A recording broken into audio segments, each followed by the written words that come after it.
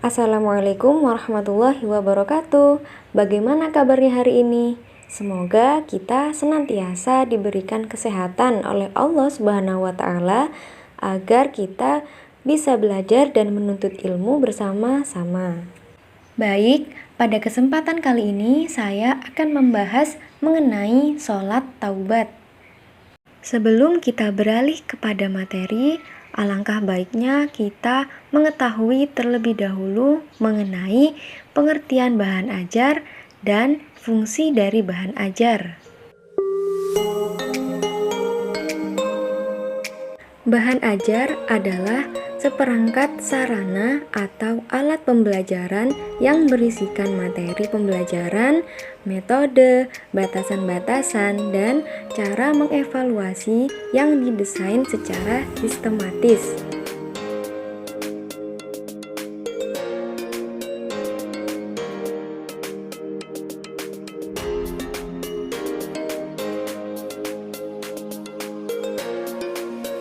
Fungsi dari bahan ajar ialah sebagai alat evaluasi pencapaian hasil pembelajaran.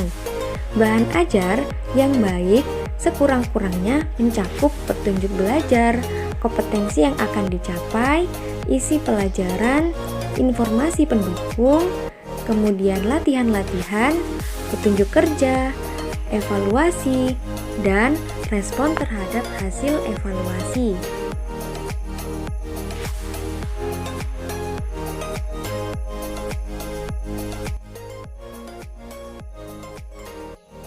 Yang pertama adalah pengertian sholat taubat. Sholat taubat ialah sholat sunnah yang dilakukan dalam rangka memohon pengampunan dari Allah Subhanahu wa taala atas segala dosa maupun kesalahan-kesalahan yang pernah diperbuat. Seperti sabda Nabi Muhammad SAW, barang siapa yang pernah melakukan dosa, maka segeralah berwudu. Kemudian dirikanlah sholat dan memohonlah ampunan kepada Allah Subhanahu wa taala. Allah pasti menerima permohonannya itu. Hadis riwayat Abu Daud. Waktu pelaksanaan sholat taubat ialah kapan saja, baik siang maupun malam, kecuali pada waktu yang diharamkan untuk sholat. Waktu pelaksanaan sholat taubat yang paling utama adalah pada 2/3 malam atau selama sholat tahajud dilaksanakan. Adapun niat sholat taubat adalah usolli sunnatat taubati rak'ataini mustaqbilal qiblati lillahi ta'ala.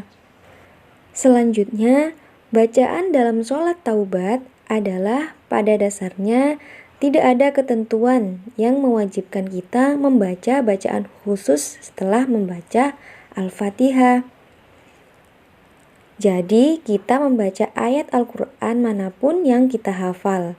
Selanjutnya, bacaan dzikir dan doa setelah sholat taubat adalah setelah sholat taubat dianjurkan bagi si pelaksana untuk memperbanyak membaca istighfar yang ditujukan untuk meminta ampunan kepada Allah Subhanahu wa taala.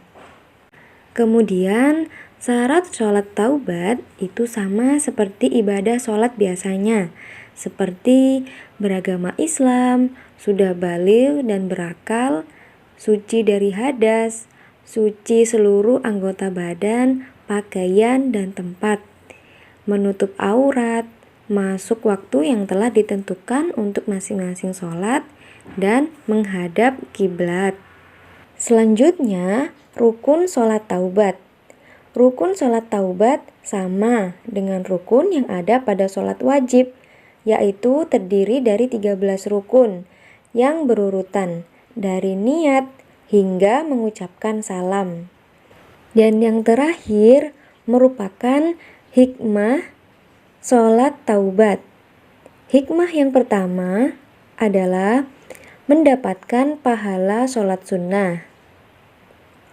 Yang kedua, diampuni dosa-dosanya.